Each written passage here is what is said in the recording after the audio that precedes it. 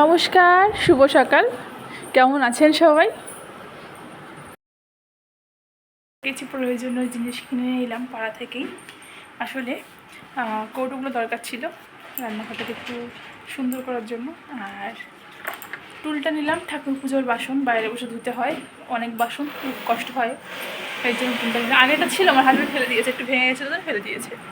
আর বালতিটা হচ্ছে ঘর মোছার বালতিটা আমার ফেটে গেছে। তিনটা জিনিস দরকারি খুবই, তিনজন নিলাম। এখন ওই 11:30 মতন বাজে, ছেলেকে স্নান করাবো, ছেলের খাবার বসাতে হবে, কিন্তু কী খাওয়াবো সেটাই ভাবছি।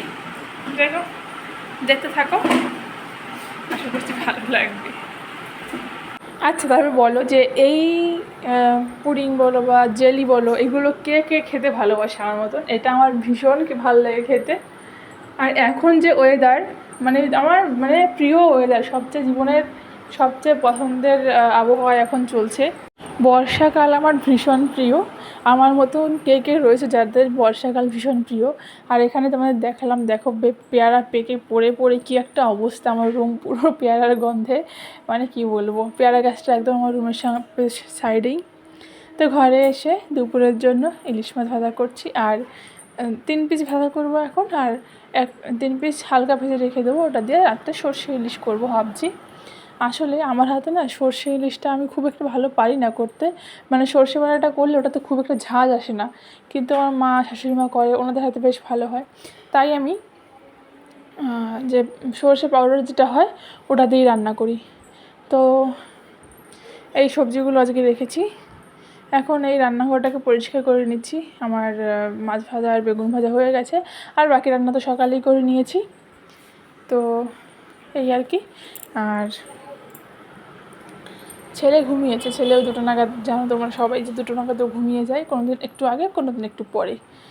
আর হচ্ছে একটা কথা তোমাদের সঙ্গে শেয়ার করি, সংসার একা হাতে সামলানো কোনো ব্যাপার না, আর একা হাতে বাচ্চা সামলানোও কোনো ব্যাপার না, কিন্তু যখন একা হাতে বাচ্চা সামলে আবার একা হাতে সংসার সামলাতে, মানে দুটো যখন একসঙ্গে করতে হয়, সেটা ভয়ঙ্কর কষ্টকর হয়, জানো তো।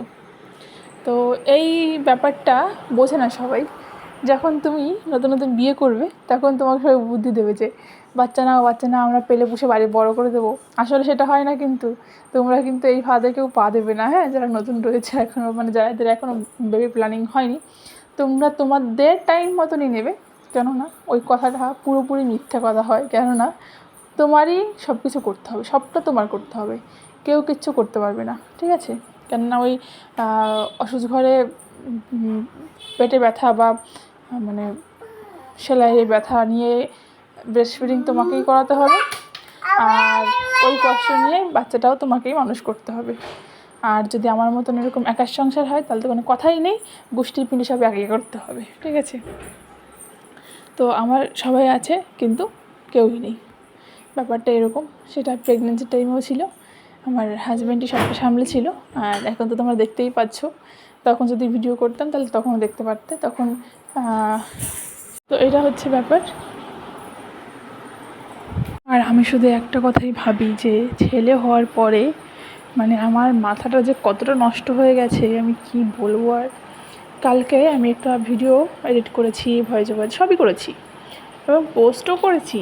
পোস্ট মানে আপলোডে বসিয়ে দিয়ে আমি ভিডিওটাকে ডিলিট করে দিয়েছি গ্যালারি থেকে, ঠিক আছে? তাই ভাবো যে আমি কত বড় পাগল হয়েছি, মানে মাথায় না একটুকুনি কাজ করে না, মানে কিছুই মনে থাকে না পৃথিবীর, আমি সব ভুলে যাই। কেন ভুলে যাই কি জানি, মানে। আর আমার হাতে মশা যা কামড়াচ্ছে কি বলবো, আমাদের এখানে প্রচুর প্রচুর মানে বিভৎস মশা।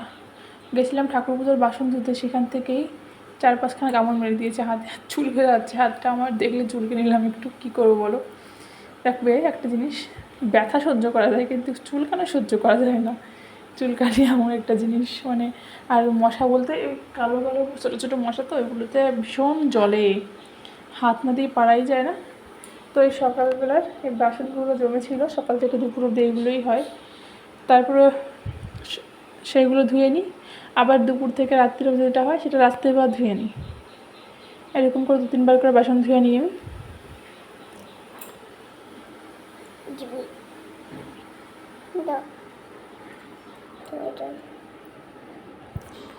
আচ্ছা বলো তো যে তোমাদের কাদের কাদের আমার মতন অবস্থা, যে সব কিছু ভুলে যাও, আর আজকে দুপুরে আছে ফেভারিট লাঞ্চ, মানে কি বলবো, সেই একটা সময় হয়ে গেছে, কাজকর্ম শেষ করে নিয়েছি, এবার খেতে হবে। আর একটু ভাত বসিয়ে দিয়েছি।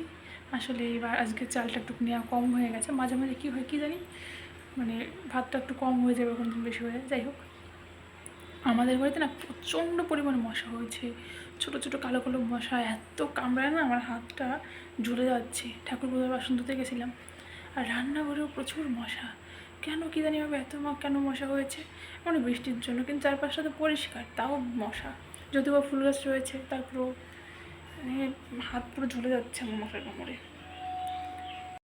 দেখো এখানে সানরাইসের সর্ষে বড়োটা নিয়ে নিয়েছি, আর গরম জল করতে গিয়ে বাটিটাকেই পুড়িয়ে দিয়েছি। এটাই হয় আমার সঙ্গে, অধিকাংশ বাটি পুরো কালো হয়ে গেছে এটা করতে গিয়ে। এখানে দেখো প্রথমে একটু কালো জিরে ফোড়ন দিয়ে মাছটা দিয়ে জল দিয়ে দিয়েছি, কাঁচা লঙ্কা, জলটা ফুটলে যতটুকু ঝোল রাখবো ততটুকু রেখে তারপরে সর্ষে বড়োটা দিয়ে নামিয়ে দেবো, ব্যাস সর্ষে ইলিশ রেডি।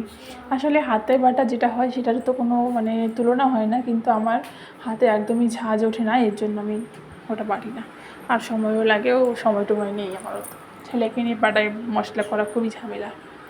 ঠিক আছে, তো যাই হোক, রাত্রে এটা দিয়ে খাওয়া হবে। আর দুপুরবেলা যে কৌটোগুলো দেখালাম, ওটাতে আমি একটাতে চানাচুর আর একটা বিস্কুট ঢুকিয়েছি।